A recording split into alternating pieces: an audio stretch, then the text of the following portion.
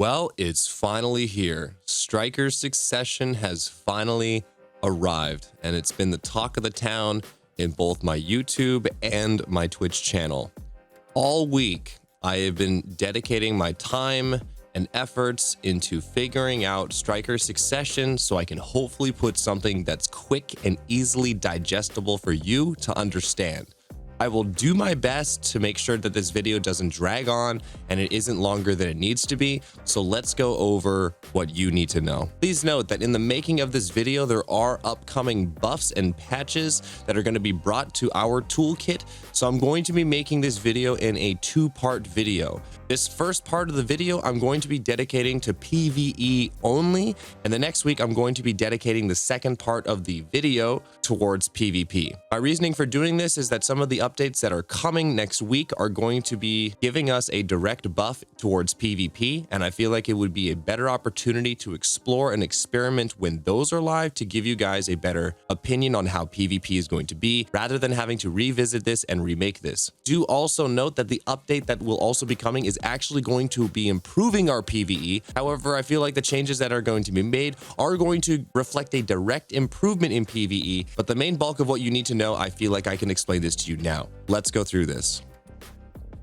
Before we discuss this toolkit, I'm sure you're wondering what my opinion overall is. What is better, Awakening or Succession? And in regards to the topic of PvE, my answer is simple. I think Succession is better by quite a bit. However, I think the playstyle and how you operate Succession is different. It is a different playstyle, and I actually think it's debatably harder to use. Let's go over this so I can hopefully give you my perspective. In Succession, we actually do keep our E buff. It is the same key pressed Shift E, while we are rewarded with an additional 50 DP, and the buff lasts for 30 seconds.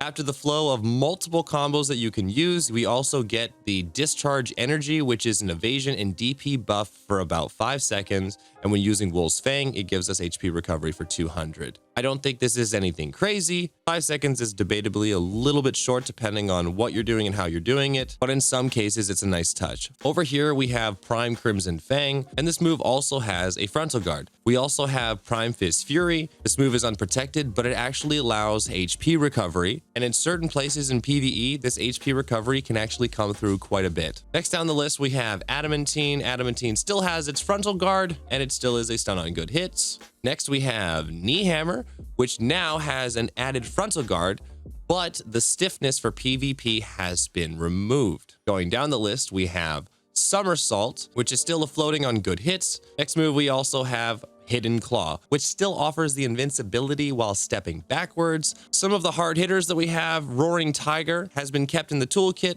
We still also have Wolf's Fang, which also still has its frontal guard and the ability to short cast through various combination flows, and I'll try to give you an idea of what that looks like here in a bit. We also have Prime Rage Hammer, which has also had its damage increased at 200%. There is a Black Spirit Rage move for it. This move itself still offers its super armor, and I've also been told that it offers still its lingering super armor. However, the CC that you would have originally from the pre-awakening toolkit has been removed. Next, we have Wolf's Hunger, which has an iframe upon each little flash step that it offers, and it is a stun on the first hit out of the 3-step casted animation. We look down and we take a look at Rampaging Predator, which still offers its frontal guard. We take a look over at Skull Crusher, which is still a super armor, but the damage for this has actually been decreased.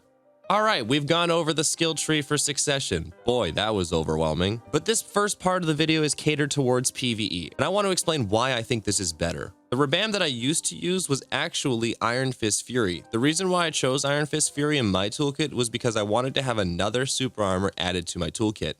The one thing that you'll notice with Succession is that with some of the moves that we have, with Crimson Fang having a frontal guard, Knee Hammer having his frontal guard added back, if I add Perfect Blow back to my toolkit, I am now loaded with frontal guards, complemented with Adamantine's frontal guard, complemented by Rampaging Predator's frontal guard, but I'm sure we've all been in the position where frontal guards aren't also the most reliable thing.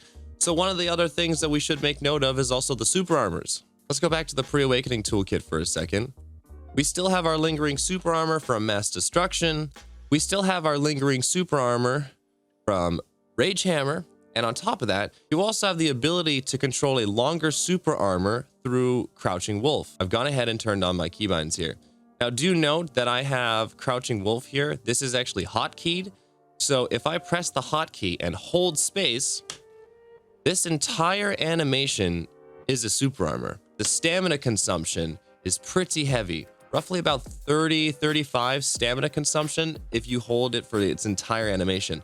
The beauty with this is you're actually able to fill up your entire martial shard, be rewarded with the Prey Hunt buff, and while getting that buff, I can fill it up to proceed for potential additional damage through moves that consume one martial shard so long as I have this full. Now for PvE, based on some of the upcoming changes, I've readjusted my skill add-ons, and here they are right here. If you'd like to go ahead and copy what I'm using, build off of it, maybe potentially try to make this better, I encourage you to do so. But as it stands, this is what I'm currently using in the making of this video. Now, please remember the first part of this video is catered towards PvE. I'm not going to be discussing much in regards to PvP, and you can look forward to that full conversation and in-depth opinion from myself next week from the releasing of this video. So why do I think this is better in PvE? I think the damage output as a whole that the combinations offer you offers more consistent DPS output. In this clip here, you can see a combo that I've been trying to put together to figure out what exactly would be one of the best combos that we could do for damage output. In this video, you'll notice that I start with Crimson Fang and the Flow Death Strike to apply a -20 DP debuff. From there, our Succession offers these echo flows, which I like to call it as a double tap. There's some moves that will cast one animation and then it'll just apply another animation of impact, which is our echo flow. In some of these combos, there are a wide variety of different echo flows that you can apply. So you do the Crimson Fang echo flow, left click for echo flow, then you do Adamantine and the echo flow, echo flow, echo flow, Roaring Tiger, and then you can go right back into Bombardment, which is nice, and you can keep rotating between the start of the Adamantine flow and the Bombardment or Crimson Fang flow. Now let's go back to Wolf's Fang and the short cast animation that I talked about. There are several moves that you can do to actually short cast Wolf's Fang. Roaring Tiger is one of these, so long as you don't cast the echo flow. So I'm going to show you the do and the don't of this short cast example. So the echo flow of Roaring Tiger, I'll try to slow this down for you guys. 1, 2. So you'll notice that it had 2 points of impact. From there, I'm actually not able to cast Wolf's Fang. If I cast just Roaring Tiger and get the first impact, I can then hit S and right mouse button to quickly cast Wolf's Fang after, and I'll show you what that looks like. Roaring Tiger, Wolf's Fang. You can also do this off of Bombardment's flow. And you can also do this off of Combo Final Blow. What I like about this is that it is a quick cast, and on top of that after, it allows you to flow into potentially any other combos with ease.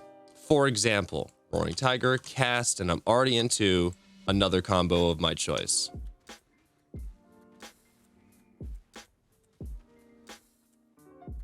Pretty cool, huh? A quick example to show you how I feel the damage is outputted in Awakening between Succession is kind of like this. I feel like our Awakening damage has a lot more AoEs to offer, leaving the pull potential to be a little bit more forgiving. With Succession, I feel like that AoE is much more narrow and it's much more directional based, making it less forgiving if your pulls are not crisp. Meaning, I think you're going to see a faster grinding speed if you take the time to attempt making pulls tighter, utilizing mobs that have the potential to be CC'd, and applying your combos from there. The one thing that I am also noticing through more and more grinding with this toolkit is that your management for your martial shards is going to require a little bit more attention based on my experiences. The pace of Succession feels much faster, and dare I say that the skill ceiling for it has actually raised. Yes, I am saying that I think Succession is harder to use in comparison to our Awakening toolkit. Bear in mind, I've been dedicating myself for this last week into figuring out Succession as best I can to give you guys an opinionated video. This is not a guide. This is not telling you what to do. This is telling you what I think. And this conversation is meant to be food for thought to help you make a decision for your playstyle. And I look forward to finishing this topic next week after we have the patches after the making of this video. I do think that while this is a direct improvement in PvE already, some of the buffs that we are supposed to get coming up is only going to make this even better for PvE, which will be great leading into the topic of PvP.